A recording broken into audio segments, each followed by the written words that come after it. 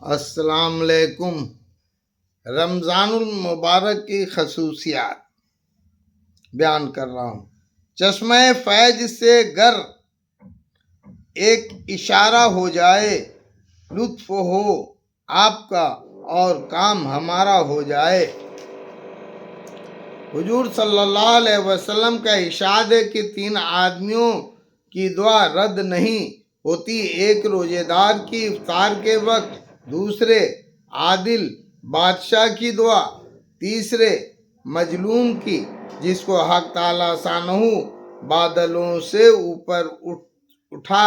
لیتے ہیں اور آسمان کے دروازے اس کے لیے کھول دیے جاتے ہیں، اور ارشاد ہوتا ہے کہ تیری ضرورت مدد کروں گا، تیری ضرور مدد کروں گا، گو کسی مصلحت سے کچھ دیر ہو جائے۔ فائدہ در منصور میں حضرت عائشہ رضی اللہ عنہا سے نقل کیا ہے، جب رمضان آتا ہے تو نبی کریم صلی اللہ علیہ وسلم کا رنگ بدل جاتا تھا اور نماز میں اضافہ ہو جاتا تھا اور دعا میں بہت عاجزی فرماتے تھے اور خوف غالب ہو جاتا تھا۔ دوسری روایت میں فرماتی ہیں کہ رمضان کے ختم تک بستر پر تشریف نہیں لاتے۔ ایک روایت میں ہے کہ حق تعالیٰ شانہ رمضان میں عرش کے اٹھنے والے فرشتوں کو حکم فرما دیتے ہیں کہ اپنی اپنی عبادت چھوڑ دو اور روزے داروں کی دعا پر آمین کہا کرو۔ بہت سی روایت میں رمضان کی دعا کا خصوصیات سے قبول ہونا معلوم ہوتا ہے، اور یہ بے تردد بات ہے کہ جب اللہ کا وعدہ ہے اور سچے رسول کا نقل کیا ہوا ہے تو اس کے پورا ہونے میں کچھ تردد نہیں، لیکن اس کے بعد بھی بعض لوگ کسی غرض کے لیے دعا کرتے ہیں مگر وہ کام نہیں ہوتا، تو اس سے یہ نہیں سمجھ لینا چاہیے کہ وہ دعا قبول نہیں ہوئی، بلکہ دعا کے قبول ہونے کے معنی سمجھ لینا چاہیے۔ نبی کریم صلی اللہ علیہ وسلم نے ارشاد فرمایا کہ جب مسلمان دعا کرتا ہے بشرطے کہ قطع رحمی یعنی تعلق کاٹنے کی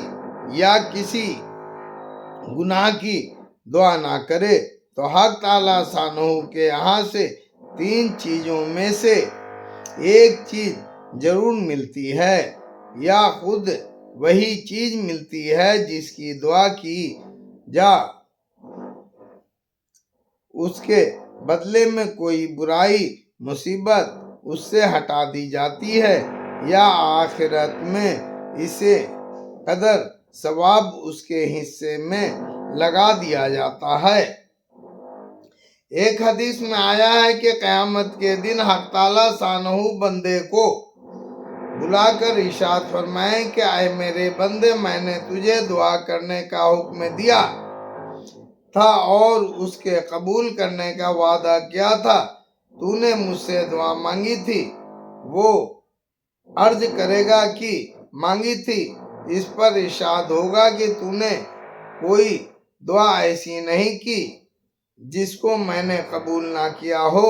تو نے فلاں دعا مانگی تھی کہ فلاں تکلیف ہٹا دی جائے، میں نے اس کو دنیا میں پورا کر دیا تھا، اور فلاں غم کے دفع ہونے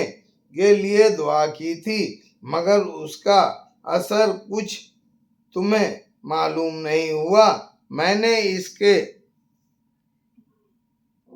بدلے میں فلاں اجر و ثواب تیرے لیے متعین کیا۔ حضور صلی اللہ علیہ وسلم فرماتے ہیں کہ اس کو ہر دعا یاد کرائی جاتی اور اس کا دنیا میں پورا ہونا یا آخرت میں اس کا عوض بتلایا جائے گا۔ اس اجر و ثواب की जाति को देखकर वो बंदा इसकी तमन्ना करेगा कि काश दुनिया में इसकी कोई भी दुआ पूरी ना हुई होती کہ یہاں اس کا اس قدر اجر ملتا ہے۔ غرض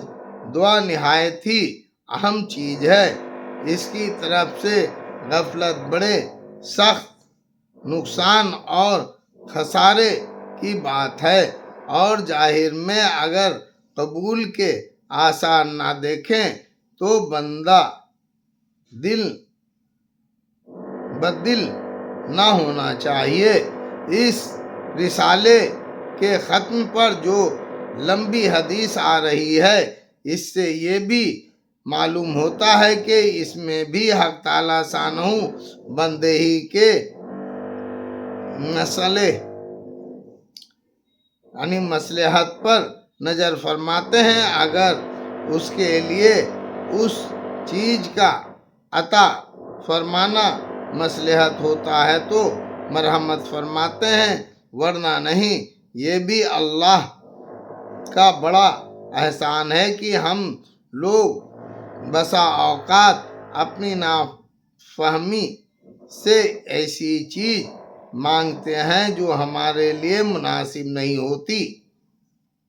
اس کے ساتھ دوسری ضروری یہ اہم بات قابل لحاظ ہے کہ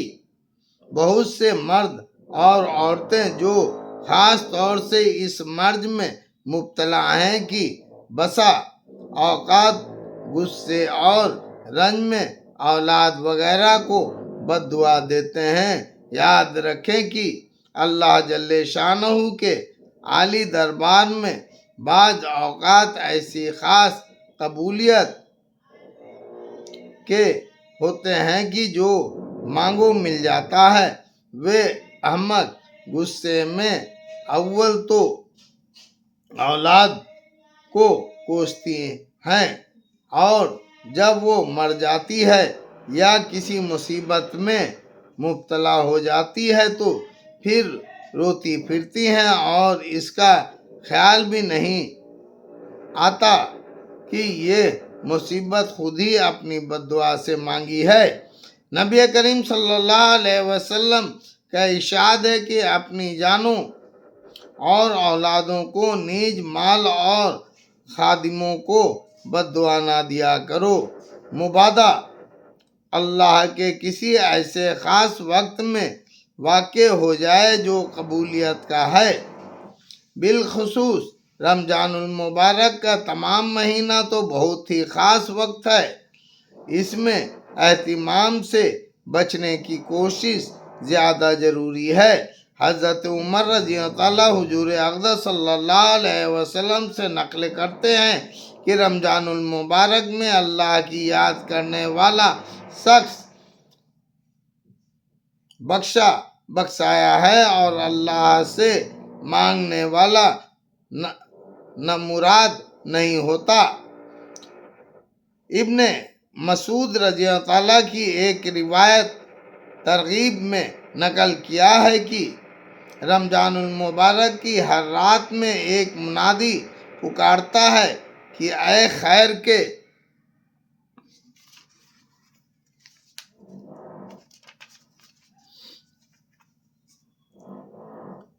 تلاش کرنے والوں، متوجہ ہو اور آگے بڑھو، اور ایک برائی کے طلبگار بس کر اور آنکھیں کھول۔ اس کے بعد وہ فرشتہ کہتا ہے کہ کوئی مغفرت کا چاہنے والا ہے کہ اس کی مغفرت کی جائے، کوئی توبہ کرنے والا ہے کہ اس کی توبہ قبول کی جائے، کوئی مانگنے والا ہے کہ اس کا سوال پورا کیا جائے۔ اس سب کے بعد یہ امور بھی نہایت ضروری قابل لحاظ ہے کہ دعا کے قبول ہونے کے لیے کچھ شرائط بھی وارد ہوئی ہیں۔ ان کے فوت ہونے سے بسا اوقات دعا رد کر دی جاتی ہے، من جملہ ان کے حرام غذا ہے کہ اس کی وجہ سے بھی دعا رد ہو جاتی ہے۔ نبی کریم صلی اللہ علیہ وسلم کا ارشاد ہے کہ بہت سے پریشان حال آسمان کی طرف ہاتھ کھینچ کر دعا مانگتے ہیں اور یا رب کرتے ہیں، مگر کھانا حرام، پینا حرام، لباس حرام، ایسی حالت میں کہاں دعا قبول ہو سکتی ہے؟ مورخین یعنی تاریخ لکھنے والے نے لکھا ہے کہ کفر کے مستجاب الدعا، جن کی دعا قبول ہو جاتی ہے، لوگوں کی ایک جماعت تھی۔ جب کوئی حاکم ان پر مسلط ہو جاتا، اس کے لیے بد دعا کرتے، وہ ہلاک ہو جاتا۔ حجاج ظالم کا جب یہاں تسلط ہوا تو اس نے ایک دعوت کی جس میں ان حضرات کو خاص طور سے شریک کیا، اور کھانے سے فارغ ہو چکے تو اس نے کہا کہ میں نے لوگوں کی بد دعا سے محفوظ ہو گیا کہ حرام کی روزی ان کے پیٹ میں داخل ہو گئی۔ اس کے ساتھ ہمارے زمانے کی حلال روزی پر بھی ایک نگاہ ڈالی جائے، جہاں ہر وقت سود تک کے جواز کی کوشش جاری ہوں، ملازمین رشوت کو اور تاجر دھوکہ دینے کو بہتر سمجھتے ہیں۔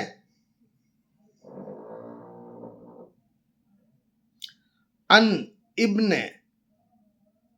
عمرو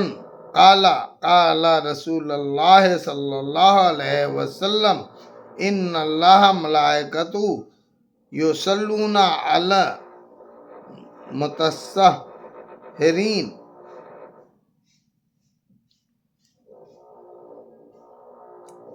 اے فائدہ، کس قدر اللہ جل شانہ کا انعام و احسان ہے کہ روزے کی برکت و اس سے پہلے کھانے کو جس کو سحری کہتے ہیں امت کے لیے ثواب کی چیز بنا دیا، اور اس میں بھی مسلمانوں کو اجر دیا جاتا ہے۔ بہت سی احادیث میں سحر کھانے کی فضیلت اور اجر کا ذکر ہے۔ علامہ عینی رحمۃ اللہ علیہ نے 70 صحابہ رضی اللہ عنہ سے اس کی فضیلت کی احادیث نقل کی ہے اور اس کے مستحب ہونے پر اجماع یعنی ایک رائے ہونا نقل کیا ہے۔ بہت سے لوگ کاہلی کی وجہ سے اس فضیلت سے محروم رہ جاتے ہیں، اور بعض لوگ تراویح پڑھ کر کھانا کھا کر سو جاتے ہیں اور وہ اس کے ثواب سے محروم رہتے ہیں، اس لیے کہ لغت میں سحر اس کھانے کو کہتے ہیں جو صبح کے قریب کھایا جائے، جیسا کہ قاموس نے لکھا ہے کہ بعض نے کہا ہے کہ آدھی رات سے اس کا وقت شروع ہو جاتا ہے۔ مرقات شریف میں صاحب قصاف نے آخر کے چھٹے حصے میں بتلایا ہے، یعنی تمام رات کو 6 حصوں پر تقسیم کر کے آخر کا حصہ، مثلاً اگر غروب آفتاب سے طلوع صبح صادق تک 12 گھنٹے ہو تو آخر کے 2 گھنٹے سحر کا وقت ہے، اور ان میں بھی تاخیر اولیٰ ہے، بشرطے کہ اتنی تاخیر نہ ہو کہ روزے میں شک ہونے لگے۔ سحر کی فضیلت بہت سی احادیث میں آئی ہے۔ نبی کریم صلی اللہ علیہ وسلم کا ارشاد ہے کہ ہمارے اور اہل کتاب یہود و نصارہ کے روزے میں سحری کھانے سے فرق ہوتا ہے کہ وہ سحری نہیں کھاتے، ایک جگہ ارشاد ہے کہ سحری کھایا کرو کہ اس میں برکت ہے، ایک جگہ ارشاد ہے کہ 3 چیزوں میں برکت ہے، جماعت میں، سرید میں اور سحری کھانے میں۔ اس حدیث میں جماعت کے مراد ہے نماز کی جماعت اور ہر وہ کام جس کو مسلمانوں کی جماعت مل کر کرے کہ اللہ کی مدد ان کے ساتھ فرمائی گئی ہے، اور سرید گوشت میں پکی ہوئی روٹی کہلاتی ہے جو نہایت لذیذ کھانا ہوتا ہے۔ تیسری سحری، نبی کریم صلی اللہ علیہ وسلم جب کسی صحابی رضی اللہ عنہ کو اپنے ساتھ سحری کھلانے کے لیے بلاتے تو ارشاد فرماتے کہ آؤ برکت کا کھانا کھا لو۔ ایک حدیث میں ارشاد ہے کہ سحری کھا کر روزے پر قوت حاصل کرو اور دوپہر کو سو کر آخر شب کے اٹھنے پر مدد چاہا کرو۔ حضرت عبداللہ بن حارث رضی اللہ عنہ ایک صحابی سے نقل کرتے ہیں کہ میں حضور صلی اللہ علیہ وسلم کے خدمت میں ایسے وقت میں حاضر ہوا کہ آپ سحری نوش فرما رہے تھے۔ آپ نے فرمایا کہ یہ برکت کی چیز ہے جو اللہ نے تم کو عطا فرمایا ہے، اس کو مت چھوڑنا۔ حضور صلی اللہ علیہ وسلم نے متعدد روایت میں سحور یعنی سحری کے ترغیب فرمائی ہے، حتیٰ کہ ارشاد ہے کہ اور کچھ نہ ہو تو ایک چھہاڑا ہی کھا لیں یا ایک گھونٹ پانی ہی پی لیں۔ اس لیے روزے دار کو اس ہم خرما و ہم ثواب کا خاص طور سے اہتمام کرنا چاہیے کہ اپنی راحت، اپنا نفع اور اپنا مفت کا ثواب، مگر اتنا ضروری ہے کہ افطار و تفطیر ہر چیز میں مضر یعنی نقصان دہ ہے، اس لیے نہ اتنا کم کھائیں کہ عبادت میں ضعف محسوس ہونے لگے اور نہ اتنا زیادہ کھائیں کہ دن بھر کھٹی ڈکاریں آتی رہیں۔ خود ان احادیث میں بھی اس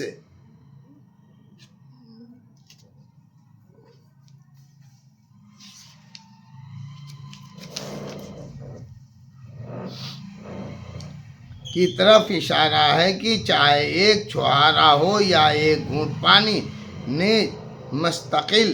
احادیث میں بھی بہت کھانے کی ممانعت کی ہے۔ حافظ ابن حجر رضی اللہ تعالیٰ بخاری کی شرح میں تحریر فرماتے ہیں کہ سحری کی برکات مختلف وجوہ سے ہیں۔ اتباع سنت، اہل کتاب کی مخالفت کہ وہ سحری نہیں کھاتے، اور ہم لوگ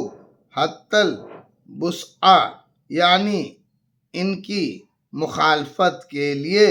مجبور ہیں۔ نیز عبادت پر قوت، عبادت میں دل بستگی کی زیادتی، نیز شدتیں، بھوک سے اکثر بد خلقی یعنی برا اخلاق پیدا ہو جاتی ہے۔ اس کی مدافعت یعنی دفاع کرنا، اس وقت کوئی جرأت مند سائل آ جائے تو اس کی اعنات یعنی مدد، کوئی پڑوس میں غریب فقیر ہو اس کی مدد، یا وقت خصوصیات سے قبولیت دعا کا ہے، سحری کی بدولت دعا کی توفیق ہو جاتی ہے، اس وقت میں ذکر کی توفیق ہو جاتی ہے۔ وغیرہ وغیرہ۔ ابن دقیقت عید کہتے ہیں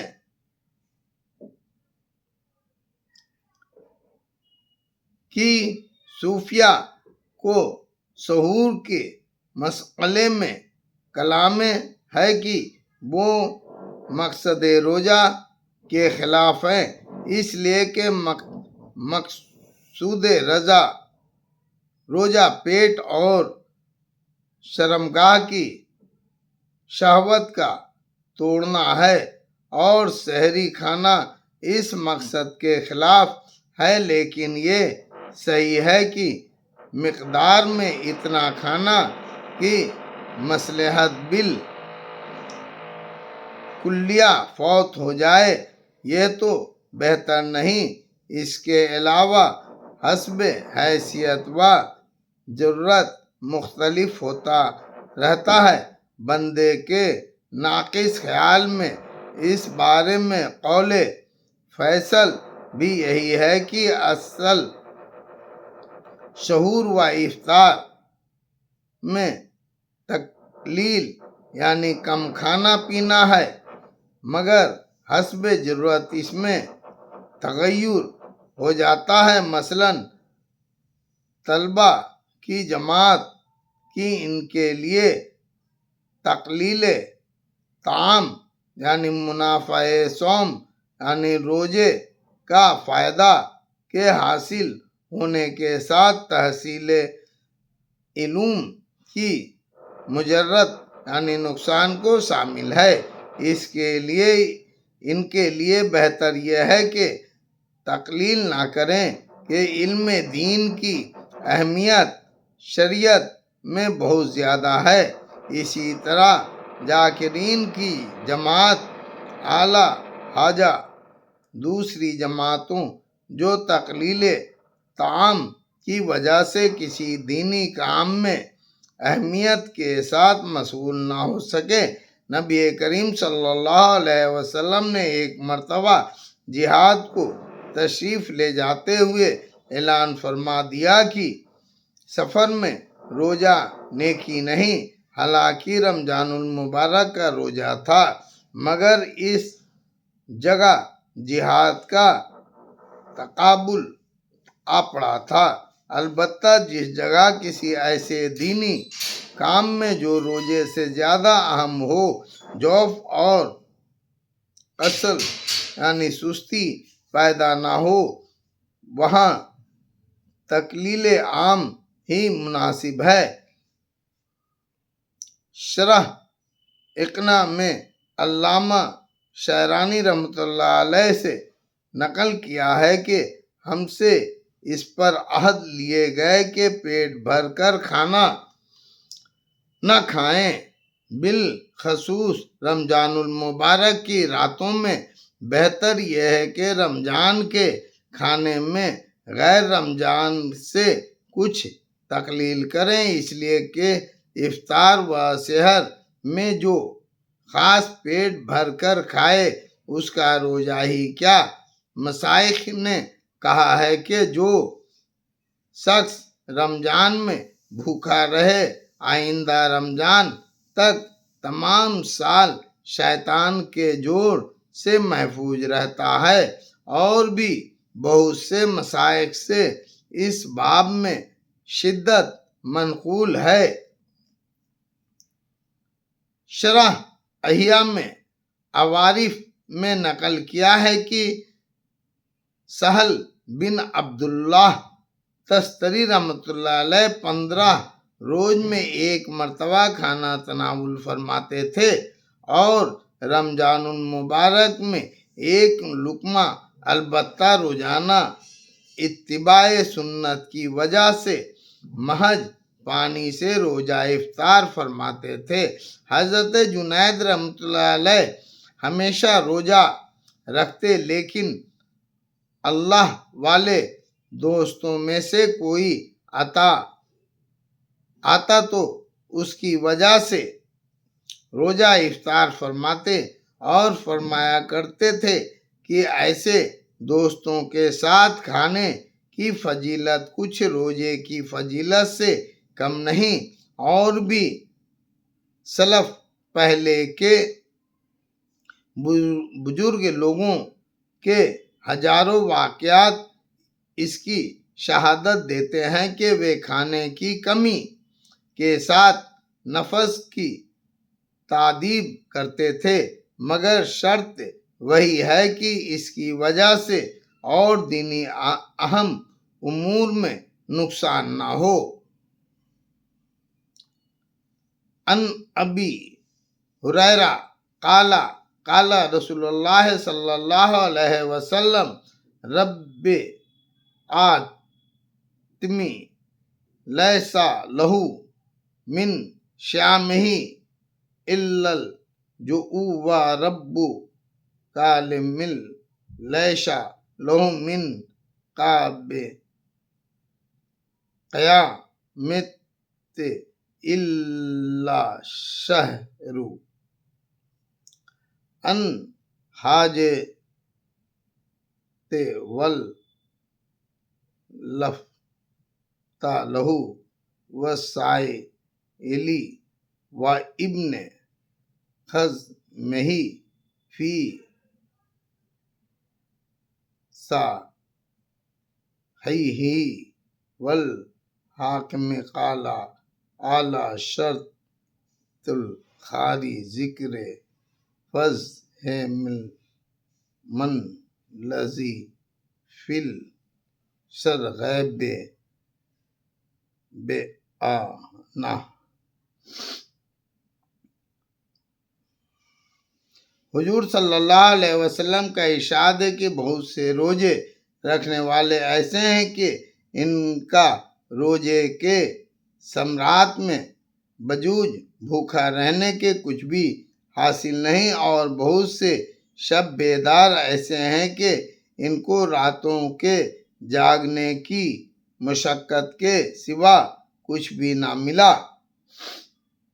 علماء کے اس حدیث کی شرح میں چند اقوال ہیں۔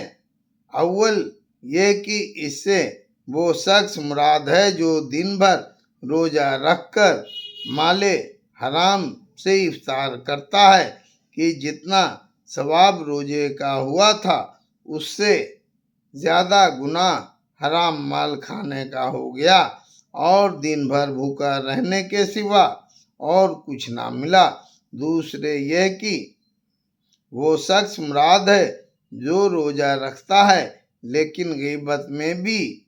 مبتلا رہتا ہے، جس کا بیان آگے آ رہا ہے۔